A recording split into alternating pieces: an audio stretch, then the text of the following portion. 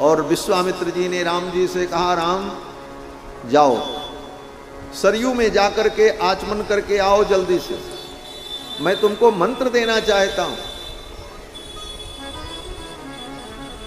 चेला गुरुजी से कहे, गुरुजी आप हमको मंत्र दो, ये चेले का सौभाग्य है। लेकिन गुरु स्वयं अनुग्रह करके कह दें कि आओ मैं तुमको मंत्र देना चाहता हूं, वो शिष्य महत सौभाग्यशाली है कि गुरु ने स्वयं उसका चयन कर लिया। विश्वामित्र जी ने कहा, राम मैं तुमको मंत्र देना चाहता हूं, जाओ आचमन करके आओ। रामेति मधुराम वाणीम विश्वामित्रोभ्यभासत। अत्यंत मधुर वाणी में विश्वामित्र जी ने कहा, राम गृहाण वत्स सलिलम मा भूतकालस्य पर्ययः। राम आचमन करके आओ, मैं तुम्हें मंत्र देना चाहता हूं, विलंब मत करो, जल्दी करो। क्या जल्दी थी, राम जी तो मिल ही गए, साथ में ही रहेंगे, आश्रम में जाकर के मंत्र दे देते। लेकिन विश्वामित्र जी कहते हैं, राम विलंब मत करो, मां भूत कालस्य पर्ययः। विलंब करना ठीक नहीं है, जल्दी से आचमन करके आओ और मैं तुमको मंत्र देना चाहता हूं। इतनी भी क्या जल्दबाजी थी विश्वामित्र जी को। कहते हैं, देखो दुनिया के हर काम में जल्दबाजी न करो, अच्छी बात है, लेकिन भगवान से संबंध जोड़ने का जो काम है इसमें विलंब मत करो, जितना जल्दी हो जाए भगवान से संबंध जोड़ लो। क्यों? बोले बाकी काम तो कभी भी करते रहो, नहीं भी होगा तो कोई बात नहीं, लेकिन भगवान से जितना जल्दी संबंध जुड़ जाए, क्योंकि जीवन का कोई ठिकाना नहीं है। काल करे सो आज कर, आज करे सो अब, पल में परलय होएगी बहुरी करोगे कब। और भगवान से संबंध जोड़ने में विलंब नहीं करना चाहिए। लोग कहते हैं महाराज रिटायर हो जाएं, बूढ़े हो जाएं, फिर मंत्र मंत्र ले लेंगे, फिर भजन करेंगे। बोले रिटायर होने के पहले कहीं दुनिया से ही विदा हो गए तब क्या होगा? तब तो ऐसे ही चले जाओगे। क्यों? बोले जीवन का कोई ठिकाना नहीं, कोई भी व्यक्ति कहीं भी कभी भी मर सकता है। हाँ? इस संसार में बच्चे भी मरते हैं, जवान भी मरते हैं, बूढ़े भी मरते हैं। कभी भी मृत्यु आ सकती है और कहीं भी आ सकती है। इसलिए जितना जल्दी हो सके भगवान से संबंध जोड़ लेना चाहिए, इसमें विलंब नहीं करना चाहिए। विश्वामित्र जी ने सोचा अब विलंब करना ठीक नहीं है, राम जी से संबंध हमारा जुड़ जाए, हम राम जी को अपना शिष्य बना दें। राम जी आकर के चरणों में बैठ गए। विश्वामित्र जी ने राम जी को मंत्र दिया। कौन सा मंत्र दिया? बोले बलाम अति बलाम चैव। बला अति बला नाम की विद्या विश्वामित्र जी ने राम जी को प्रदान की। इस विद्या का महत्व क्या है? बोले यद्यपि भगवान के लिए कोई महत्व नहीं है, भगवान को कोई विद्या प्राप्त हो, भगवान तो ऐसे ही सर्वसमर्थ हैं, लेकिन फिर भी इस विद्या का जो महत्व है, महर्षि वाल्मीकि कहते हैं न श्रमो न ज्वरो वाते न ते रूपस्य विपर्ययः। विश्वामित्र जी कहते हैं राम ये बला अति बला नाम की विद्या प्राप्त कर लोगे तो तुम्हें श्रम नहीं होगा, तुम्हें ज्वर नहीं होगा, तुम्हारे स्वरूप में कोई परिवर्तन नहीं होगा। न च सुप्तम प्रमत्तम वा धर्षयिष्यन्ति नैरिताः। तुम अगर सोते रहोगे, प्रमाद में भी रहोगे, तो असुर तुम्हारा कुछ नहीं बिगाड़ सकते, तुम सदा सुरक्षित रहोगे। ये सब कह करके विश्वामित्र जी ने राम जी को बला अति बला नाम की विद्या प्रदान की। ये सब करते करते देर हो गई। फिर तो विश्वामित्र जी ने कहा अब यहीं हम लोग विश्राम करेंगे। वहीं सरयू के तट पर तीनों ने विश्राम किया। पहली रात सरयू जी के किनारे बीती राम जी की। वहां कोई बिस्तर नहीं, कोई आसन नहीं, तृण की सैया पर, घास की सैया पर राम जी ने विश्राम किया। रात जब बीती, सवेरा हुआ, विश्वामित्र जी की नींद खुल गई, लेकिन राम जी नहीं उठे। राम जी तो खर्राटे ले रहे थे, सो रहे। विश्वामित्र जी ने सोचा बालक हैं, थक गए होंगे, थोड़ा देर और सो लेने दो। थोड़ी देर और बीता तो विश्वामित्र जी ने सोचा अब राम जी की नींद खुलेगी। फिर भी नींद नहीं खुली, राम जी सो रहे हैं। तब विश्वामित्र जी ने सोचा अब इनको जगाना पड़ेगा, और विश्वामित्र जी ने राम जी को जगाया। क्या कह करके जगाया? कौशल्या सुप्रजा राम पूर्वा संध्या प्रवर्तते, उत्तिष्ठ नरसार्दूल कर्तव्यम दैवमान्हिकम। हे कौशल्यानंद वर्धन, तुम्हारे जैसे पुत्र को प्राप्त करके कौशल्या सुप्रजा हो गई, सुंदर पुत्र वाली हो गई। हे राम उठो, सवेरा हो गया, संध्या वंदन का समय हो गया, उठ करके अपने दैनिक कृत्य को संपन्न करो। ये कह करके विश्वामित्र जी ने राम जी को जगाया।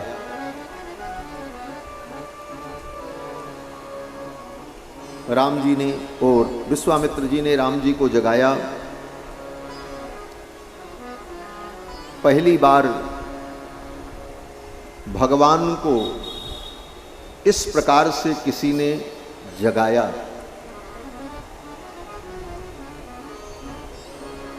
इसे कहते हैं सुप्रभात। भगवान का उत्थापन करते समय भगवान का सुप्रभात करना चाहिए।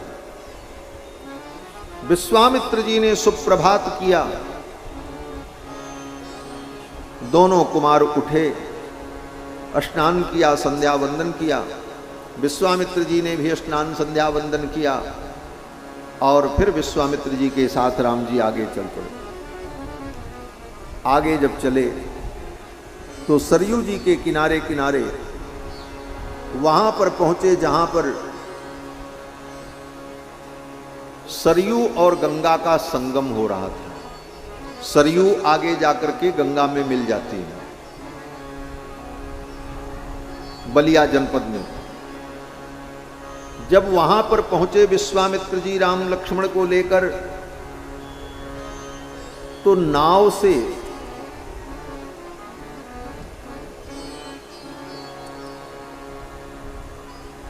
गंगा पार करते हैं।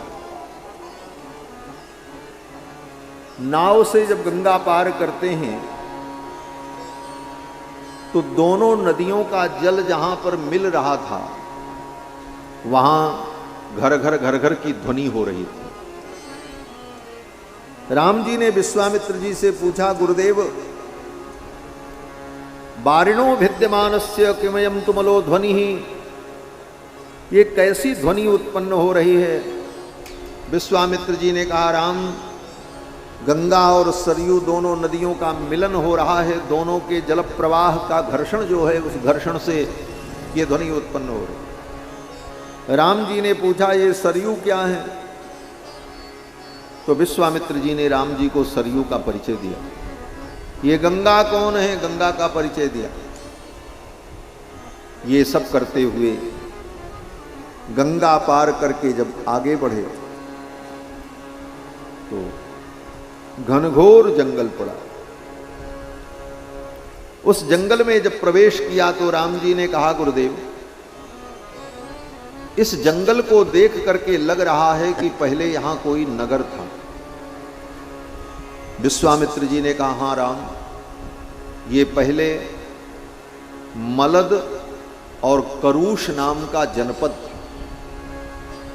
मलद करूष ये दो जनपद बड़े स्थित जनपद थे और यहां पर बड़ा सुंदर नगर होता था। राम जी ने कहा, ये जंगल कैसे हो गया? विश्वामित्र जी ने कहा, ताड़का नाम की एक राक्षसी आ गई और उसने नगर के सभी लोगों को खा लिया। ये नगर जंगल बन गया। इसी रास्ते से आगे चलना है। राम जी ने कहा, ठीक है। विश्वामित्र जी ने कहा, राम, अपने धनुष पर डोरी चढ़ा लो, धनुष को ज्यासज्ज कर लो।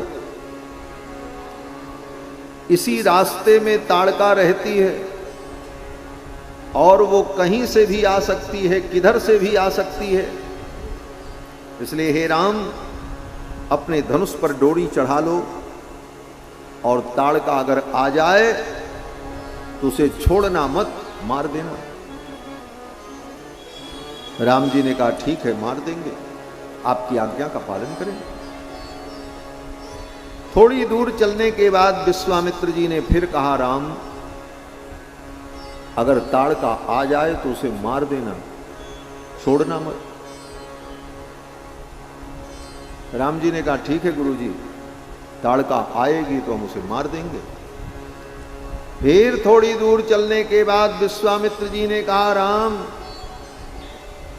स्त्री समझ करके उस ताड़का के ऊपर दया मत करना, उसे मार देना। राम जी ने कहा, हाँ, मार देंगे। फिर थोड़ी दूर चलने के बाद विश्वामित्र जी ने कहा, राम,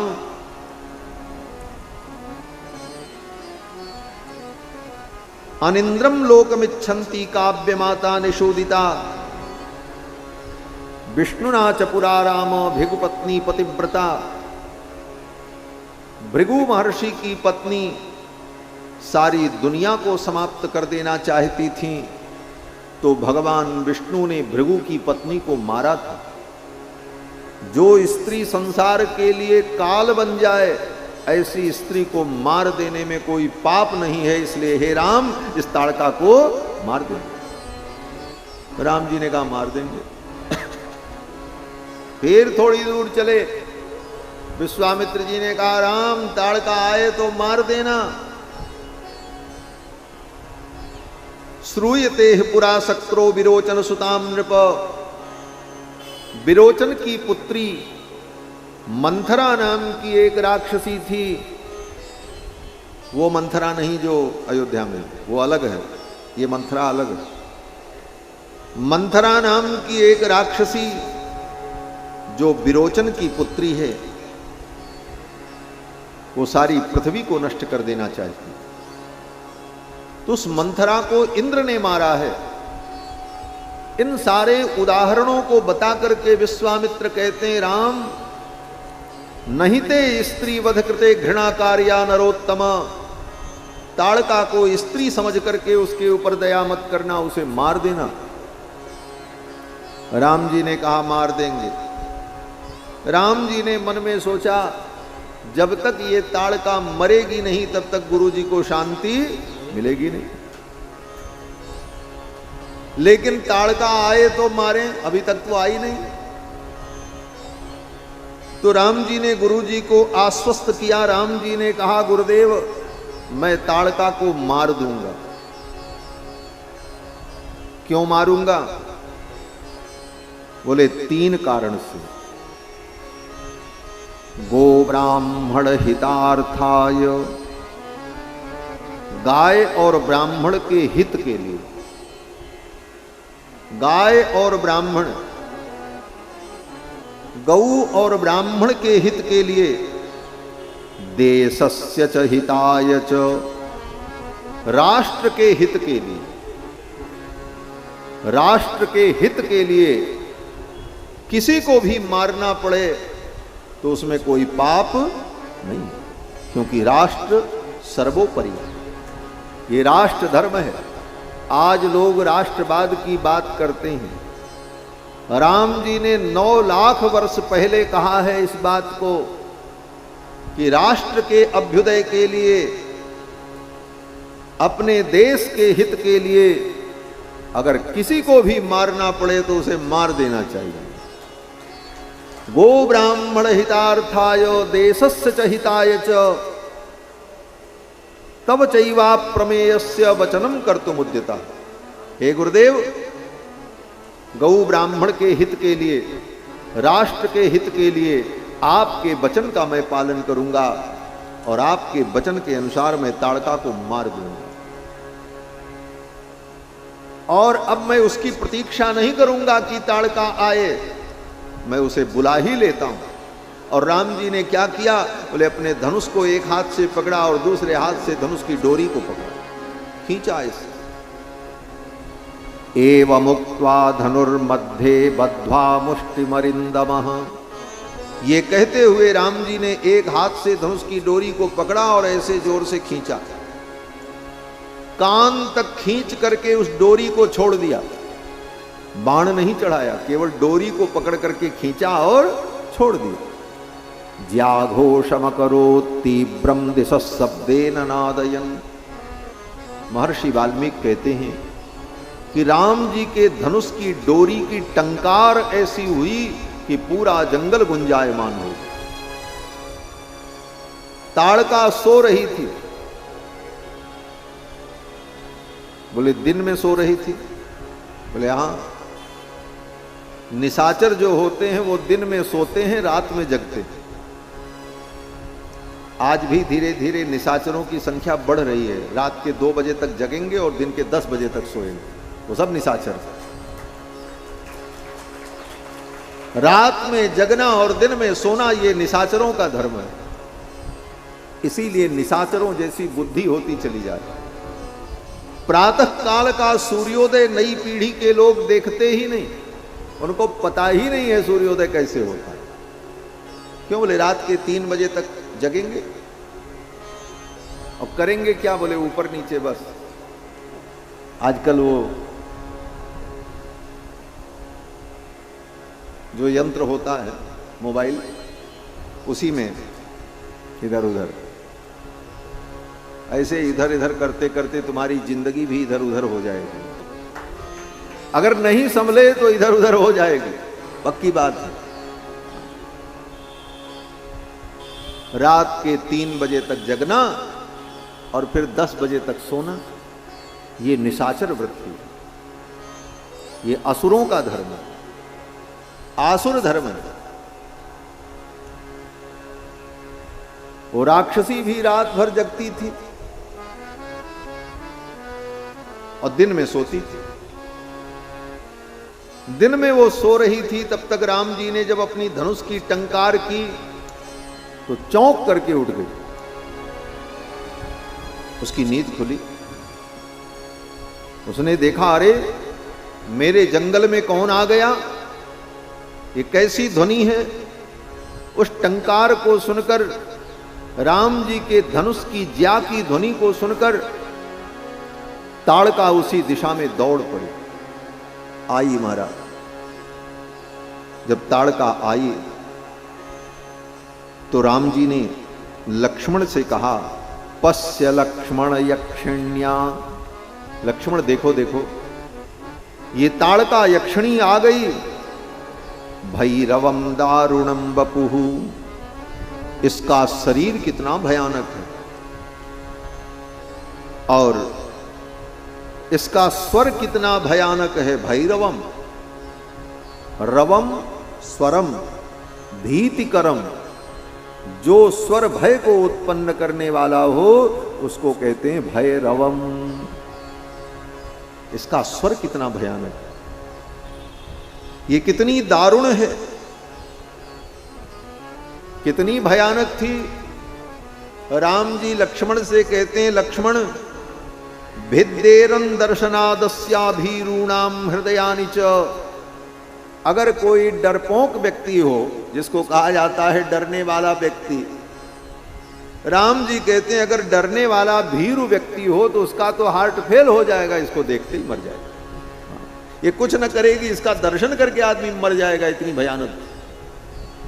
भिद्येरन दर्शनादस्य भीरूणाम हृदयानि च, भयभीत व्यक्ति को का हृदय ही विदीर्ण हो जाएगा, ऐसी भयानक। ताड़का जब आई तो गर्जना करती हुई आगे बढ़ी। उद्यम्य बाहुं गर्जंतीम, दोनों हाथों को ऊपर उठा करके ताड़का गर्जना करती हुई राम जी की ओर दौड़ी। विश्वामित्र जी साथ में थे। विश्वामित्र जी ने सोचा कहीं इस ताड़का ने राम लक्ष्मण का अनिष्ट कर दिया तो मैं क्या करूंगा। ये तो बालक हैं, अभी छोटे हैं, बच्चे हैं। भगवान के बाल रूप को देखकर विश्वामित्र जी के हृदय में वात्सल्य प्रकट हुआ और विश्वामित्र जी को लगा कि कहीं ये ताड़का इनका अनिष्ट न कर दे। राम जी के माधुर्य को देखकर राम जी का ऐश्वर्य विश्वामित्र जी भूल गए। भगवान के माधुर्य का अनुभव होने पर ऐश्वर्य विस्मृत हो जाता है, यह सिद्धांत है। और ऐश्वर्य का बोध होने पर माधुर्य विस्मृत हो जाता है। दोनों एक साथ नहीं रहते। ऐश्वर्य का बोध होने पर माधुर्य बोध नहीं रहेगा और माधुर्य का बोध होने पर ऐश्वर्य बोध नहीं रहेगा। भगवान के माधुर्य का बोध हुआ विश्वामित्र जी को, तो विश्वामित्र जी राम जी का ऐश्वर्य भूल गए। राम जी का ऐश्वर्य क्या है? बोले राम जी का ऐश्वर्य तो ये है कि पिशाचान दानवान क्रूरान पृथिव्याम चैव राक्षसान अंगुल्यग्रेणताम हन्यम इच्छन हरिगणेश्वर। स्वयं राम जी कहते हैं सुग्रीव से, हे सुग्रीव, पिशाचान दानवान क्रूरान पृथिव्याम चैव राक्षसान, संपूर्ण धरती पर जितने पिशाच राक्षस यक्ष किन्नर हैं, ये सब एक साथ मेरे ऊपर आक्रमण कर दें, फिर भी ये मेरा कुछ नहीं बिगाड़ सकते। मैं अपनी उंगली के अग्रभाग से इनको मार सकता हूं। ये राम जी का ऐश्वर्य। राम जी कहते हैं इनको मारने के लिए धनुष बाण और तलवार की भी जरूरत नहीं पड़ेगी। अंगुल्यग्रेणताम हन्यम इच्छन हरिगणेश्वर। हे वानरराज सुग्रीव, मैं अपनी उंगली के अग्रभाग से इन सबको मार सकता हूं। ये ऐश्वर्य राम जी का। और लक्ष्मण जी का ऐश्वर्य क्या है?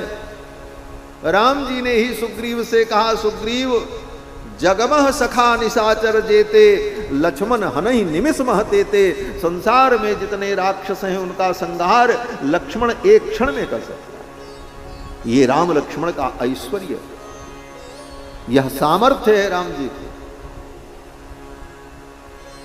लेकिन विश्वामित्र जी को लगा कि राम जी तो बालक है, कहीं ये ताड़का राम जी का अनिष्ट न करते। इसलिए विश्वामित्र जी ने राम लक्ष्मण को अपनी पीठ के पीछे छिपा लिया और स्वयं आगे बढ़ करके विश्वामित्र जी ने ताड़का को डांटा, तिष्ठ तिष्ठ। ज्यों ही विश्वामित्र जी ने कहा तिष्ठ तिष्ठ, ताड़का वहीं स्तब्ध हो गई, एक कदम भी आगे नहीं बढ़ा पाई। हुंकारेणा विभर्सताम, हुंकार करते हुए विश्वामित्र जी ने ताड़का को स्तंभित कर दिया। राम जी ने सोचा अच्छा, गुरु जी हमको बालक ही समझते हैं, तो थोड़ी बाल लीला हम भी कर लें।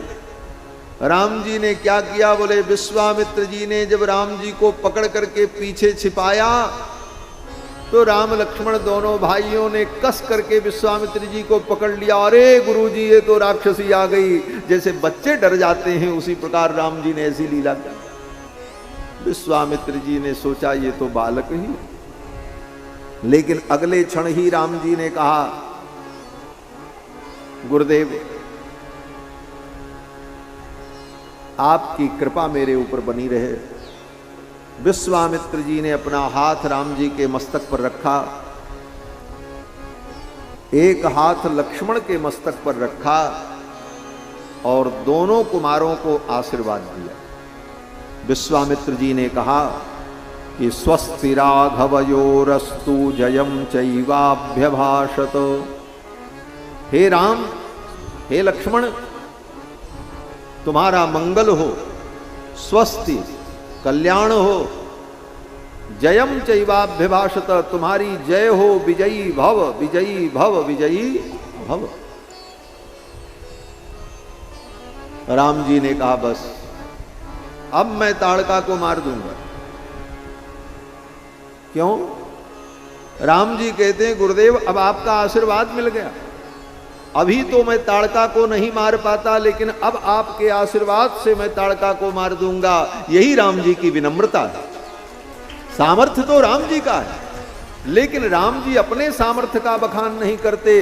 राम जी कहते गुरुदेव आपके आशीर्वाद से मैं ताड़का को मारूंगा, आपने आशीर्वाद दे दिया, अब मैं ताड़का को मार दूंगा। और ये कहते हुए राम जी ने धनुष पर बाण चढ़ाया। लक्ष्मण जी ने तब तक क्या किया? बोले लक्ष्मण जी ने ताड़का का नाक कान काट लिया।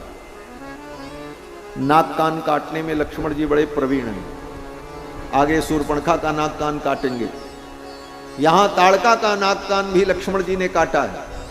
लक्ष्मण जी ने जब ताड़का का नाक कान काट लिया, अब तो महाराज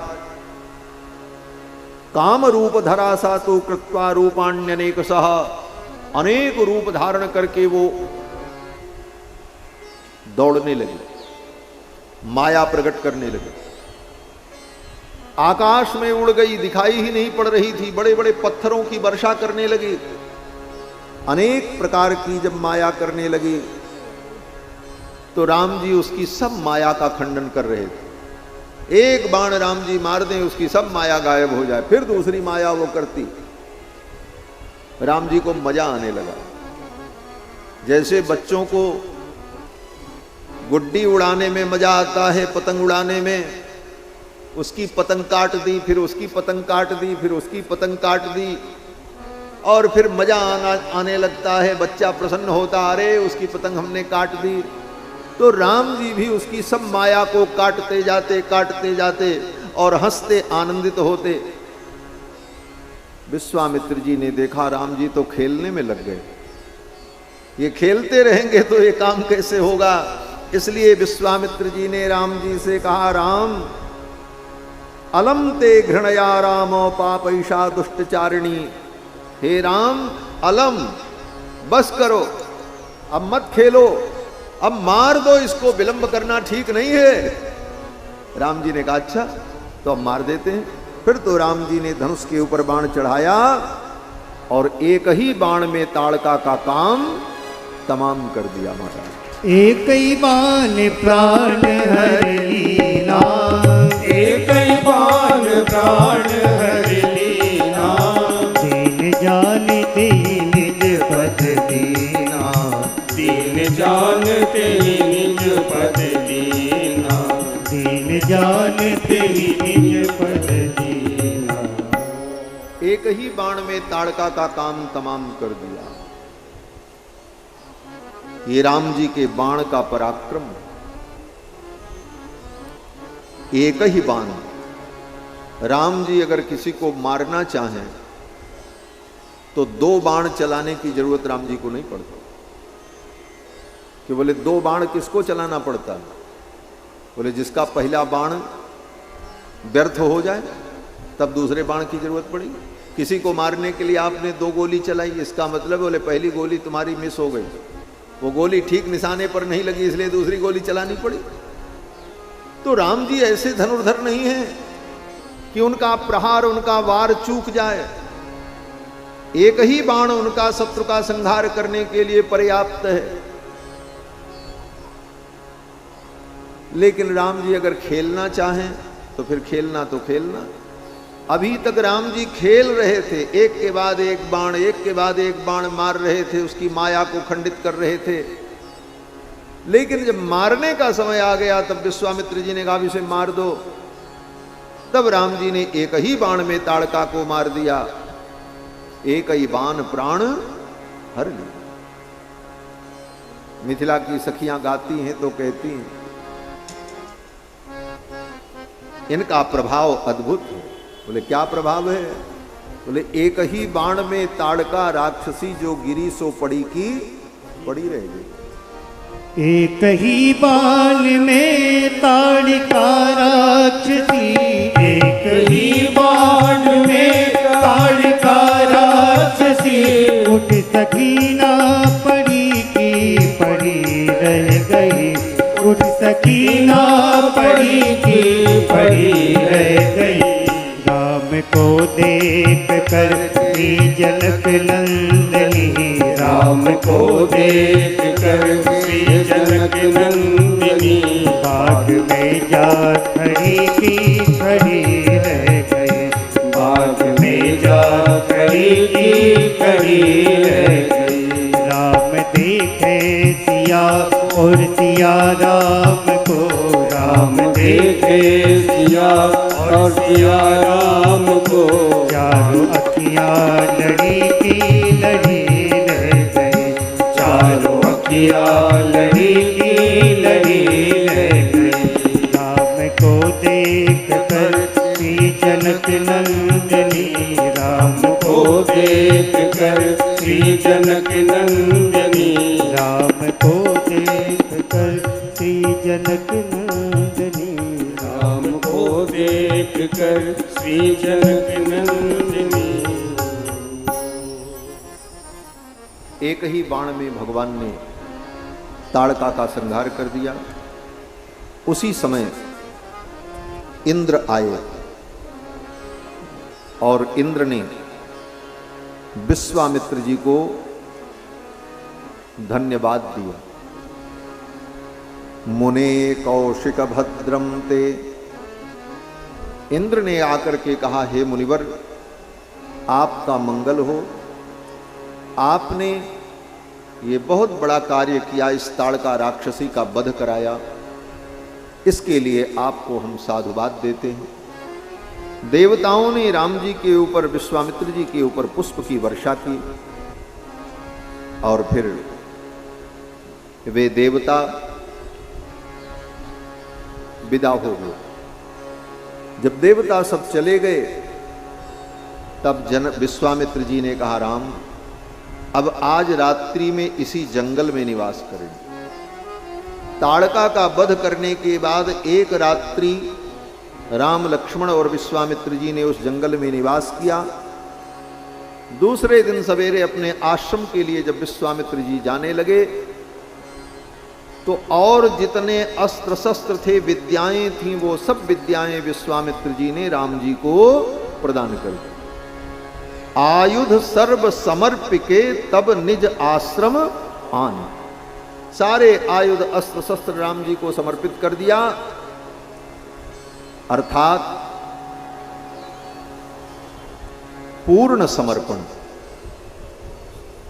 अपनी समस्त विद्याएं, अस्त्र शस्त्र सब कुछ विश्वामित्र जी ने राम जी को समर्पित कर दिया। क्यों? बोले अस्त्र शस्त्र का उपयोग क्या है? कहते हैं अस्त्र शस्त्र के द्वारा व्यक्ति अपनी रक्षा करता है। अपनी रक्षा के लिए ही अस्त्र शस्त्र का उपयोग है। विश्वामित्र जी ने सोचा, जब मैंने अपनी रक्षा का संपूर्ण भार भगवान के ऊपर छोड़ दिया है तो अब ये अस्त्र शस्त्र रखने की क्या जरूरत है, इसे भी राम जी को समर्पित करें। अपनी रक्षा का संपूर्ण भार भगवान के ऊपर छोड़ देना, इसी का नाम शरणागति है। रक्षिष्यतीति विश्वासो गोप्तृत्व वर्णम तथा आत्मनिक्षेप कार्पण्ये षड्विधा शरणागति। अब इसकी व्याख्या हम नहीं करेंगे, प्रसंग आएगा आगे की कथाओं में तो शरणागति के जो 6 विधि है उसका क्या वर्णन है वो प्रसंग आएगा तो कहेंगे। लेकिन आप इतना ही समझो, अपनी रक्षा की संपूर्ण जिम्मेदारी भगवान पर छोड़ देना, इसी का नाम शरणागति है। विश्वामित्र जी ने वो अस्त्र शस्त्र भी राम जी को सौंप दिया और फिर राम जी को लेकर के अपने आश्रम में आए। आश्रम में पहुंचते ही राम जी ने कहा, गुरु जी अब आप विलंब न करें, आप अपने यज्ञ की दीक्षा ग्रहण करें और मैं आपकी यज्ञ की रक्षा करूंगा। राम जी ने कहा, अद्यैव दीक्षाम प्रविश, आज ही आप अपने यज्ञ की दीक्षा लें और आपका यज्ञ पूर्ण हो। फिर तो विश्वामित्र जी ने अपनी मुनि मंडली के साथ यज्ञ का संकल्प किया और विश्वामित्र जी यज्ञ करने लगे। राम लक्ष्मण दोनों भाई विश्वामित्र जी के यज्ञ की रक्षा करते। होम करन लागे मुनिझारी, आप रहे मख की रखवारी। और कैसे रखवारी करते थे राम जी? ये नहीं ये सवेरे से शाम तक राम जी पहरा देते थे और फिर जाकर के सो जाते थे ना। 6 दिन 6 रात्रि तक एक क्षण भी राम जी ने विश्राम नहीं किया। महर्षि वाल्मीकि लिखते हैं अनिद्रम षड अहोरात्रम, 6 अहोरात्र अर्थात 6 24 घंटे अनिद्रम, एक क्षण भी राम जी ने विश्राम नहीं किया। अनिद्रम षड अहोरात्रम तपोवनमरक्षताम। और केवल यज्ञ की रक्षा नहीं कर रहे थे भगवान, तपोवनमरक्षताम। विश्वामित्र जी का वो आश्रम जिस तपोवन में था, उस पूरे तपोवन की रक्षा राम जी कर रहे थे। मान लो विश्वामित्र की यज्ञ में कोई विघ्न होगा तो यज्ञशाला की केवल रक्षा करनी थी, लेकिन वो असुर आकर के किसी महात्मा को मार डालते, दूसरा कोई उधर उपद्रव खड़ा कर देते, तो विश्वामित्र जी का मन विचलित हो जाता, उनका आधा ध्यान उधर चला जाता, यज्ञ करने में मन न लगता। इसलिए राम जी ने यह संकल्प किया पूरे तपोवन की रक्षा करनी है, इस पूरे तपोवन में कहीं कोई उत्पात और उपद्रव न होने पाए। अनिद्रम षड अहोरात्रम तपोवनमरक्षताम। 6 दिन तक विश्वामित्र जी के यज्ञ की भगवान ने रक्षा की। जब यज्ञ का अंतिम दिन आया तब राम जी ने लक्ष्मण से कहा, लक्ष्मण अब सावधान हो जाओ, अब 1 दिन और बचा है, अब असुरों का आने का समय हो गया है, असुर कहीं से भी आ सकते। दोनों भाई आपस में वार्ता कर रहे थे, तब तक मारीच और सुबाहु आ गए। सुन मारीच निशाचर क्रोधी, सुन मारीच निशाचर क्रोधी, सहाय धावा मुनि द्रोही, सहाय धावा मुनि द्रोही, सहाय धावा मुनि द्रोही। बिनु फरमान राम ते मारा, बिनु फरमान राम ते मारा, सत जो जन का सागर पारा, सत जो जन का सागर पारा। पावक सर सुबाहु पुनि मारा, पावक सर सुबाहु पुनि मारा, अनुज निशाचर कटक संहारा, अनुज निशाचर कटक संहारा, अनुज निशाचर कटक संहारा। मारीच आया, मानवास्त्र से भगवान ने मारीच को मारा। मारीच 100 योजन दूर जाकर के समुद्र में गिरा।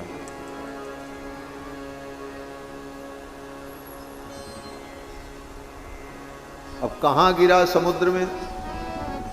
बोले एक टापू था, उसी टापू में जाकर के गिरा। उसका प्राण नहीं लिया भगवान ने।